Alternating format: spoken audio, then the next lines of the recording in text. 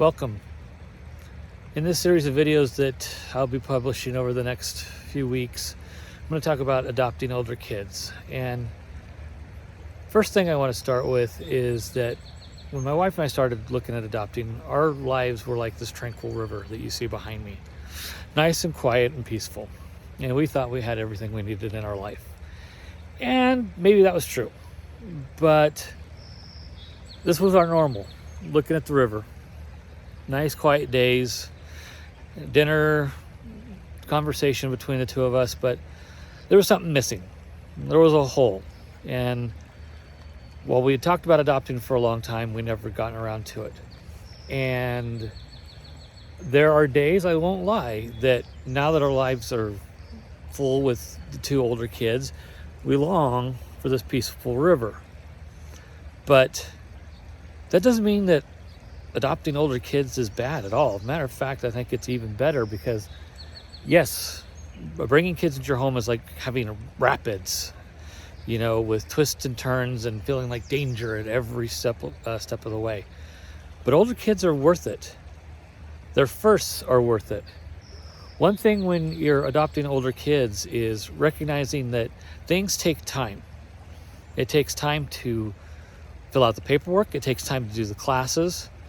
And even once you're matched with the children, and even finding the children before that, that takes time. But it's worth it every single step of the way. Even when you're working with kids, and like our youngest, he's the attachment kid. And it's hard for him to attach to anyone. But over the 3 years that he's lived with us, slowly that has eroded away. And that's the one thing to keep in mind is when you're adopting kids and they move into your home, you're not going to see changes overnight. And managing your expectations is a big myth or a big thing to focus on, because it tells you in the classes to kind of lower your expectations on whether or not you're going to be called mom and dad. But I don't know if they thoroughly tell you what you need to know when it comes to adopting any kind of kids. And that is the fact that kids take time. In our family, one of the first rules that we set up with my wife and I is that we were going to focus on connection. So we were focusing on bonding with the kids more than anything else, because throwing a schedule at them the very first day and saying this is what we're going to do for older kids is a losing battle. It's a losing proposition. These kids have been on a schedule, as they know it, for most of their lives if they've been in foster care for up to 10 years like my kids were.